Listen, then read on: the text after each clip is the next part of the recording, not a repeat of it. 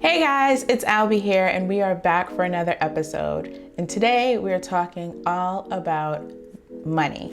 So mortgaging and financing and all of the financial details that go into home buying.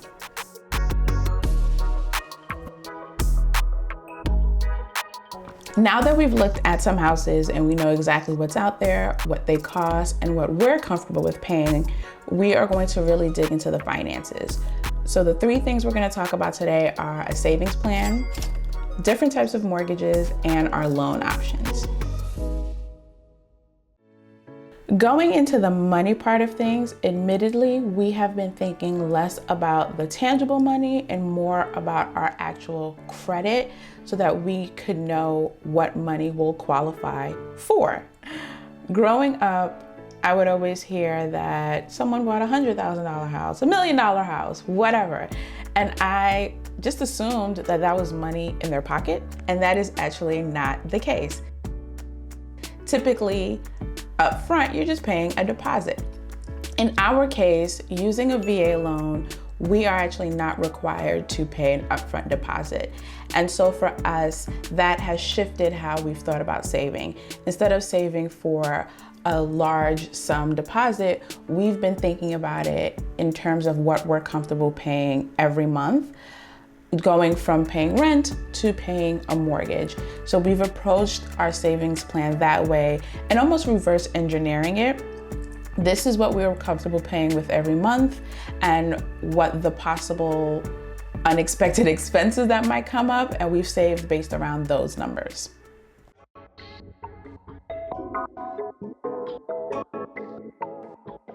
No two financing experiences and home buying experiences are going to be the same. So in my case, being that we're part of a military family, we went through a process that is a little bit more specific to that lifestyle. It'll likely look different for you if you are not part of the military, but some of the steps will always apply no matter what kind of loan you're using. Our realtor actually asked us what number we are comfortable with paying every month, and all that goes into generating that number, interest rate and homeowners insurance and all that jazz. And so knowing that we had to factor in all of that for whatever number we're comfortable with paying every month, and then all the potential utilities that might come up, from water to trash and possibly gas and like all these other things that we may have never had to pay for as renters.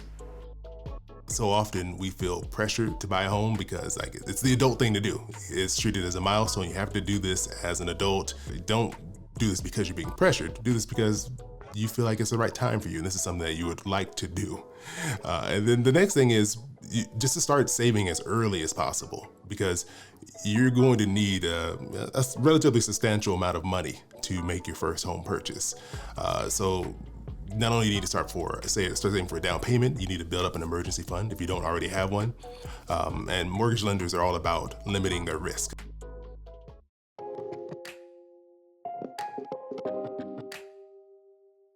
So as a non-professional, a mortgage in the simplest of terms is the money the bank gives you.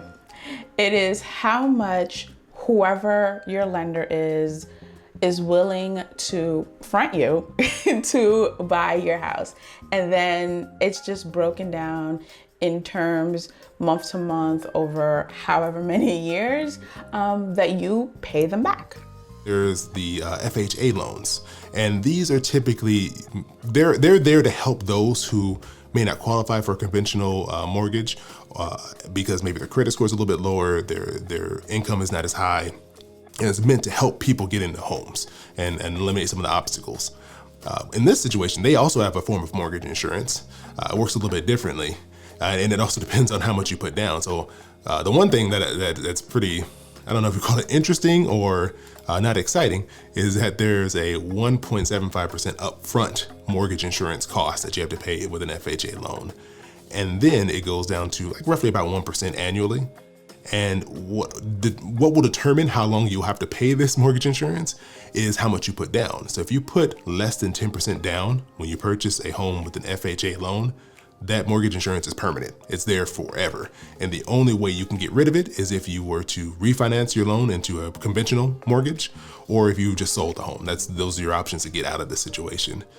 If you have a conventional loan, meaning it's not part of like a special program like FHA, then if you put less than 20% down on your home, then you will have to pay private mortgage insurance. And that is going to be a part of your mortgage until either you build up enough equity, or some people, what they'll do is they'll have to refinance their mortgage. The whole reason this mortgage insurance exists, it's because with the less money you put down, the more of a risk you are to the lender.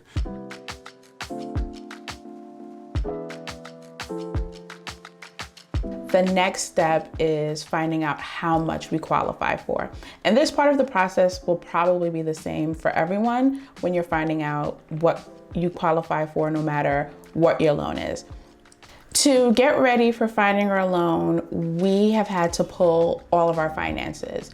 So that means employment information, income information, information from our taxes, our credit report, just like we would for really any other kind of major purchase like a car loan or even qualifying for a credit card. This is just on the more robust side.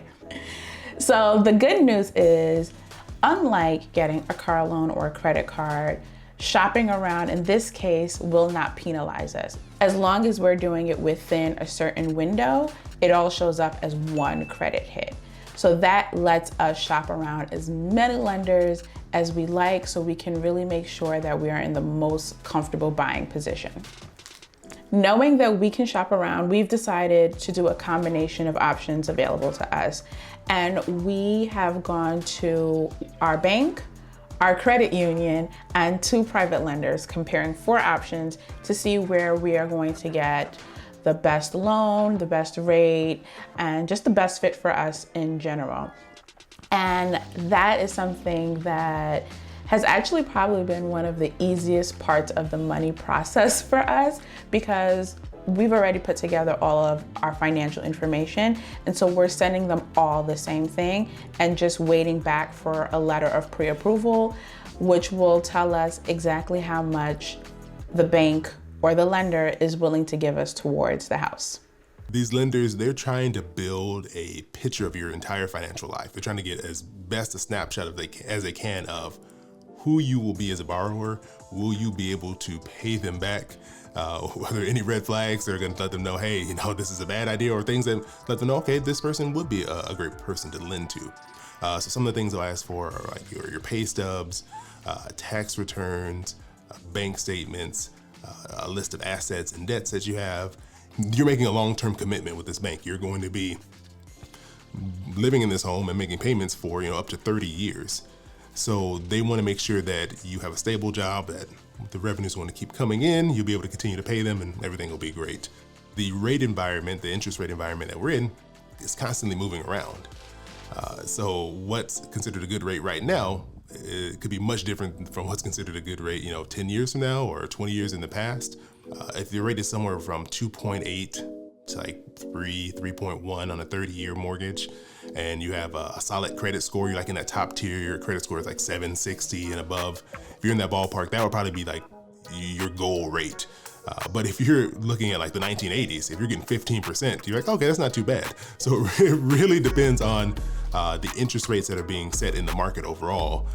That will determine what for you would be a good interest rate. But there's so many sites where you can go and check and look at what the current rates are. You can just Google best mortgage rates, and that'll just give you an idea of where interest rates are right now, so you can see if when you went to go be approved for a mortgage, if the rate you're offering is in that ballpark of what would be on the low side, or if you're actually on the higher side. So some of my best tips when it comes to working with a lender are, 1, shopping around. You want to make sure that you are in a position of power, and if you need to, that you can pit one against the other. 2, you want to get recommendations. For us, that meant a recommendation from people we know in real life, like coworkers, as well as our realtor. She's an expert in this space. She's worked with different lenders, and if she's recommending someone, there's a reason for that. And then 3, taking advantage of institutions that you already have a relationship with. Our bank and our credit union are institutions that we have worked with for a very, very, very long time. They have insight into all of our finances already, so we weren't starting completely from scratch. Ultimately, the lender is a really integral part of the relationship. It's just as, if not more, invasive as your realtor, because they're getting deep into your pockets and into your finances. And so it has to be with someone that you can trust for however long the process is going to take.